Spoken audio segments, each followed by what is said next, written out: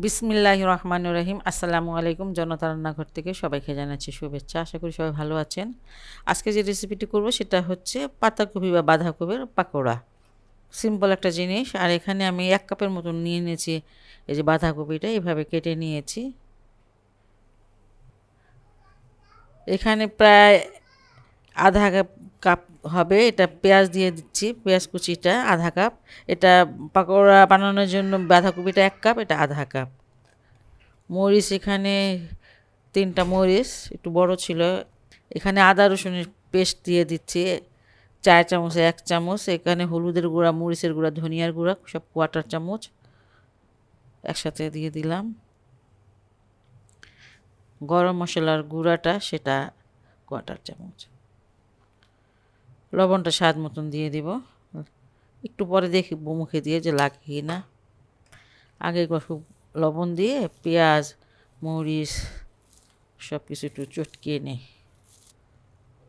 আমি এই যে বাঁধাকপি আর পেঁয়াজ সবগুলো একটু ভালো করে চটকিয়ে নিব একটু সময় নিয়ে, আর এটাকে একদম সফট করে ফেলবো। চটকিয়ে এগুলো একদম নরম করে ফেলেছি। এখানে 3 চামচের মতন বেসন দিয়ে দিচ্ছি।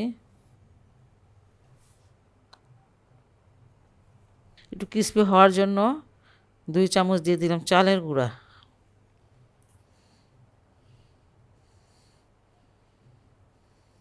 এক মুঠ ধনিয়া পাতা দিয়ে দিলাম।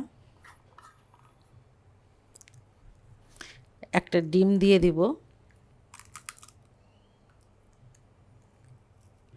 আধা চামচের মতন দিয়ে দিচ্ছি চিলি ফ্লেক্স।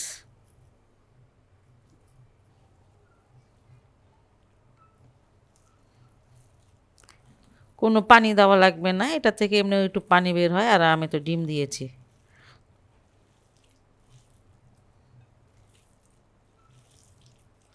এখানে অনেকগুলো বেসন বা চালের গুঁড়া দিবেন না, তাহলে হয় কি কেমন যেন দলা দলা হয়ে যায়, খেতে অত ভালো লাগে না।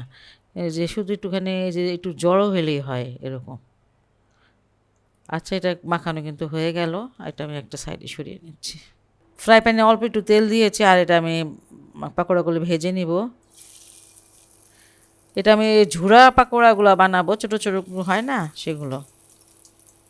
ইচ্ছা করলে বড় বানাতে পারেন, এতে এরকম খেতে বেশি মজা লাগে।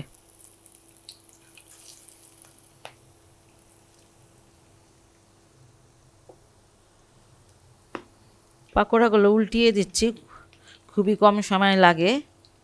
আর এই ঝুরা পাকোড়াগুলো বানালে কিন্তু খেতে অনেক মজা লাগে।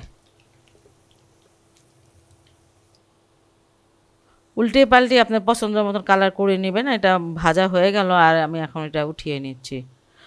খুবই সহজ এবং খুবই মজাদার একটি রেসিপি। আর এখন তো বাঁধাকপি অনেক পাওয়া যায়, আপনার বাসায় এটা অবশ্যই ট্রাই করতে পারেন। আর হেলদিও। আর যদি ভালো লাগে আমার এই রেসিপিটা আপনাদের, তাহলে অবশ্যই বাসায় ট্রাই করবেন এবং আমার চ্যানেলকে লাইক করবেন, সাবস্ক্রাইব করবেন। সবাই ভালো থাকুন, সুস্থ থাকুন, নিরাপদে থাকুন, এই দোয়াই করি। আল্লাহ হাফেজ।